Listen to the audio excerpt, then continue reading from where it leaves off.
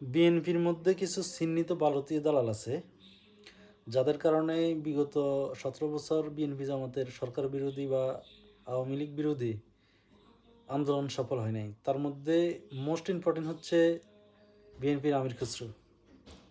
এই আমির খসরুর বিরুদ্ধে এই খালেদা জিয়া 2015 সালে একটা কল রেকর্ড আছে, যেখানে উনি চট্টগ্রামের একজন নেতাকে আমির খসরুর ব্যাপারে খুব কঠোর ভাষায় একটা নির্দেশনা দিয়েছেন। আমার কমেন্ট বক্সে সেটা আমি দিয়ে রাখবো, আপনারা দেখতে পারেন। আর এই আমির খসরু এই ভারতের এই স্বরাষ্ট্রমন্ত্রীর সাথে গিয়ে মাথা নুয়ে নুয়ে মানে বাংলাদেশটাকে একদম ছোট করে ফেলছে, এবং আমির খসরুর মাধ্যমে তারেক জিয়া ভারতের সাথে সন্ধি করে এখন দেশে ফিরছে। তা নাহলে তারেক জিয়া দেশে আসতো না, বুঝছেন? যতই বাংলাদেশের সরকার তারেক জিয়াকে নিরাপত্তা দেওয়ার গ্যারান্টি দিত, তারেক জিয়া দেশে আসতো না। ভারতের সাথে একটা যুক্তি পরামর্শ করে ভারতের শর্ত মেনে নিয়ে তারেক জিয়া আসছে।